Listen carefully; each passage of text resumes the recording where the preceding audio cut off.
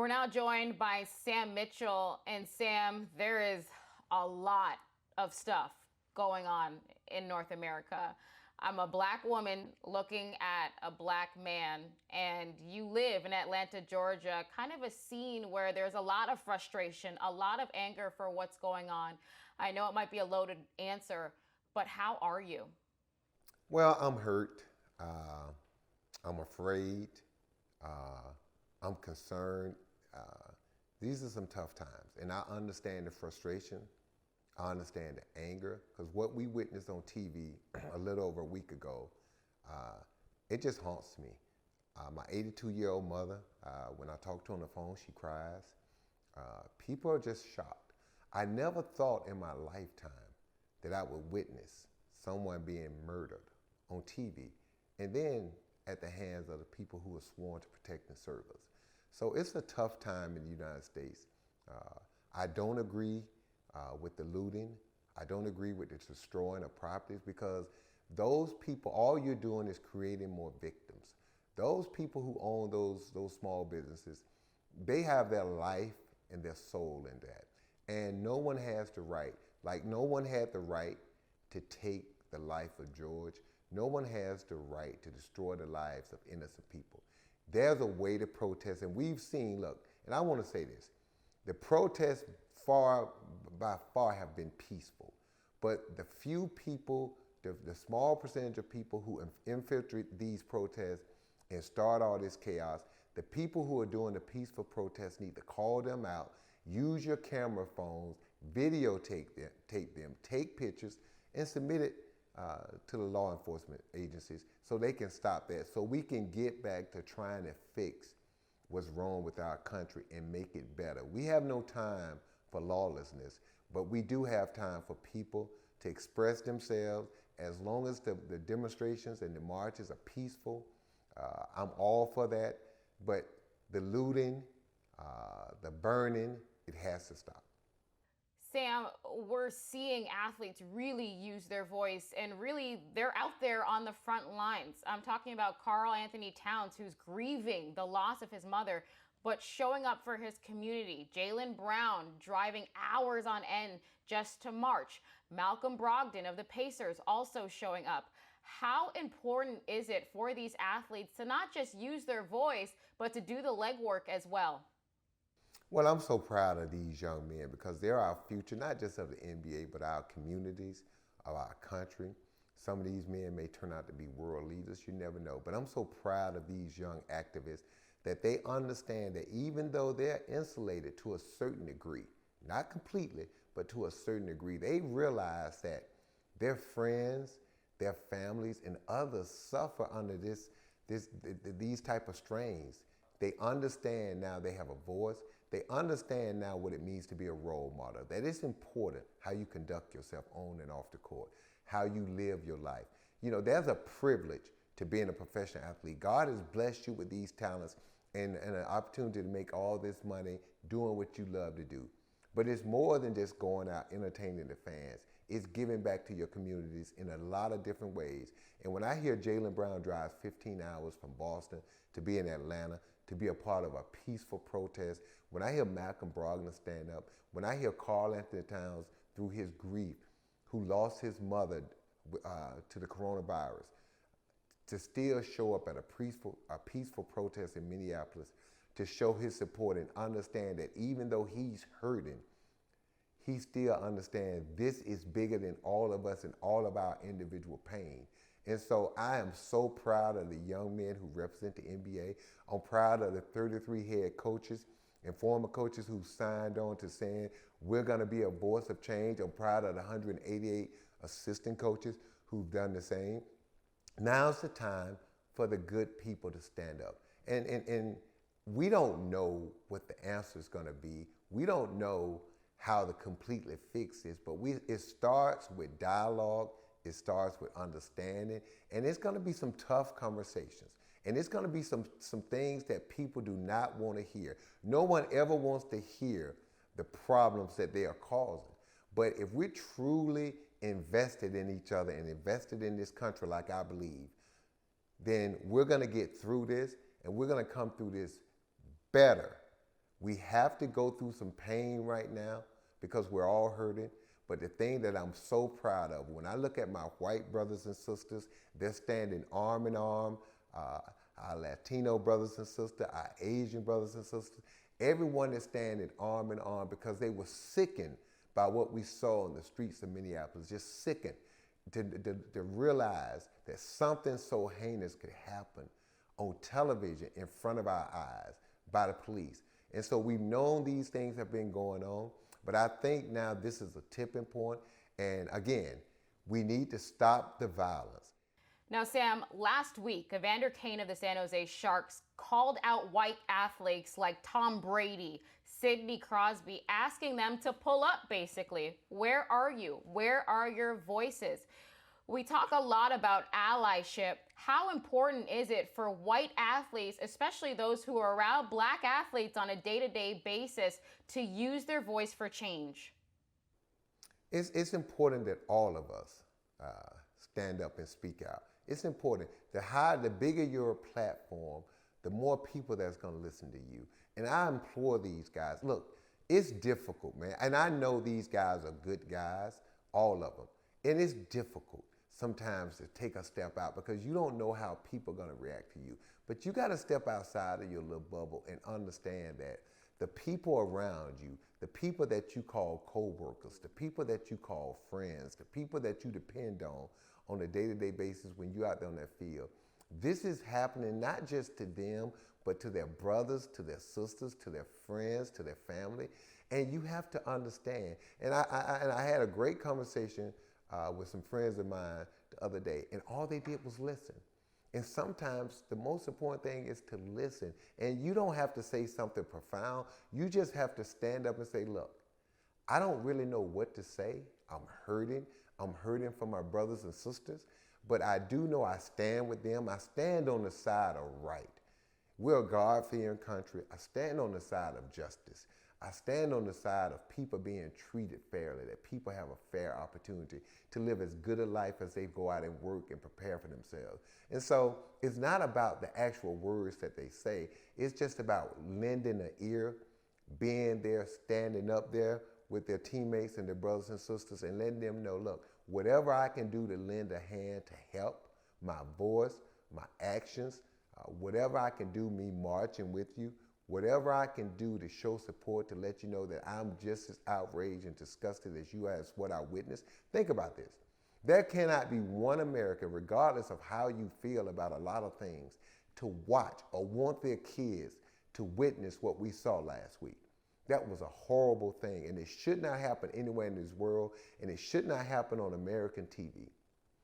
Sam, this is something that you know well. You know, as much as we look at black athletes as they're on such a platform, when they're not wearing their team's uniform, when they're in their regular street clothes, they could be victims of racial profiling. You know, that is the case for black coaches, black athletes, black executives. How have you been impacted on your day-to-day right now? Well, it just brings back memories. It just brings back times, me growing up, when I was stopped by the police as a high schooler, walking home from high school football practice every day with my friends, and us being stopped on a weekly basis, being called the N-word, boy, colored boy, being put up against the car, patted down, even though our book bag said Columbus High School, even though our football jersey said Columbus High School, even though we were a quarter mile from the school campus walking through a affluent neighborhood. It was the shortest route to get home on the sidewalk, adhering to the law, because we were taught as kids. My mom and dad set us down and said, look, when the police stop you, these are the things that you have to do. You have to be respectful. You have to be compliant. You have to do all the things that they ask you to do. And as I got older, and I would say to my mom and dad, well, Mom, Dad, they're rude to us. They grab us. They push us against the car. They call us out of our names. They call us the N-words. They're insulting. And at a certain point, as you get older, you start getting frustrated by these things. And my mom would get even more frustrated and say to me, what you don't understand, that they can hurt you or even worse, kill you.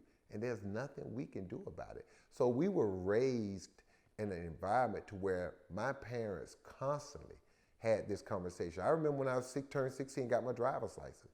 First thing my dad told me, the police stop you, put your hands on the wheel, and if it's warm enough, let the window down and put your hands outside the car so that they realize you're not a threat. And so we've lived and been taught how to interact when the police stop us, but even doing those things at times have shown are not sufficient enough. So it's just at a point to where I think the people in this country finally realize after what they saw that this is a systemic problem, that this is not what America is supposed to be built and founded on. And our forefathers, even though in their history, they understood, looking into the future, that for America to be as great as it's supposed to be, we all got to come together and pull in the same direction. And I'm hoping, and I feel very confident that we're going to do that. Now, a lot of the conversations that we're having, leadership seems to be a common theme. You know, we think about President of the United States, Donald Trump. How important is it for our leaders right now, leaders of our country, to step up? I'm going to say this. Look, the President of the United States, I respect the office. I don't always agree with all presidents, you know, regardless of in my lifetime as I've been a voting citizen. There's things I agree with that they do. There are policies that I don't, like all Americans. But I'm not going to focus on that type of leadership. Each and every one of us has an opportunity to lead and do the right thing. There are some things that are bigger than an office. And right now, what we're dealing with as a country, this comes down to every man and woman to look themselves in the mirror, every black, white, yellow, Latino person, American, to look themselves in the mirror and say, what kind of country do I want to live in? What kind of country do I want my kids to grow up in? Do I want this country to fulfill its promise of justice and freedom and equality for all? Martin Luther King said it best. There got to come a day where when you don't look at the color of my skin, but look at the content of my character. And that's how I've been raised. My parents have done an unbelievable job of I wouldn't say colorblind, but my parents have always said, the devil comes in all shapes, form, and fashion in different colors. So always be wary. And so I've always kept that thought in the back of my mind, growing up in a Christian household, in a religious family. So I always keep that thought in my mind. So I don't look at people and judge them by their color. I don't judge people at all. You just look at their actions and you make a decision whether to be friends with them or not be friends with them. But I say right now, this is about each and every American looking in the mirror and saying, what do we want to be? What kind of society do we want our kids to live in? And so I think we're at a tipping point. I feel very confident, as heavy as my heart is, that at the end of the day, the good people are going to stand up. The good people are already standing up, speaking out. You know, when I hear Rush Limbaugh say he was sickened by what he saw, when I hear Sean Hannity, and again, I don't know these people, but when I hear people, all people say, look, this was wrong. This cannot happen in the streets of America in any circumstances. And so I feel confident in that way, and we all can be leaders in our own way. It just doesn't have to be the president or the governor or a United States citizen. We can all stand up and lead and be accountable.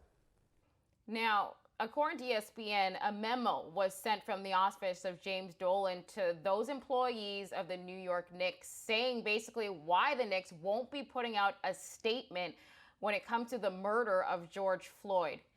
If you're waking up today, a member of the New York Knicks, how are you feeling? Well, it's more than being, you would be disappointed, but if I was a member of the Knicks in that organization as a player or a coach or someone in the front office, I would have a meeting with my owner, sit down, and try to explain to him and make him understand what is going on in America. Sometimes people are just insulated in their lifestyle. So you have to make people understand and sit down and talk to them. So I would implore the young players of the Knicks, instead of getting angry, go sit down with the owner and have that conversation. Because again, I'm not one of these people that don't believe people can't change. I refuse to believe that. People can change. You just have to be willing to sit down and listen. So I would implore the people of the Knicks, instead of being angry, we've had enough anger. Now it's time for us to start thinking. How can we move this country forward? Thinking. We know we're angry. We know people are frustrated. But now, at some point, when that anger and frustration subsides, we got to sit down and do the real work of sitting down, talking, listening, loving, hugging, and making people understand that this country has to fulfill its promise to all of its citizens. You know, I think about my son, kids in general, and how they'll be reading about these events in years to come. How important is this moment right now? It's very important because, as you said, one day we won't be here, but our children or our children's children is going to be reading about this moment, going to be studying this moment. And now's the time for them to look back and say, the people in that generation, when all hell broke loose, stood up as a country, stood up as one people, and came together and made not only the United States a better place, but this world a better place. And the people that knew George talked about, he was a peaceful man. He was a loving man. He was a gentle man. So if we're going to show respect for him and let him know that he didn't lose his life in vain, let's honor him with peaceful demonstration. Let's honor him when we sit down with people and have peaceful conversations.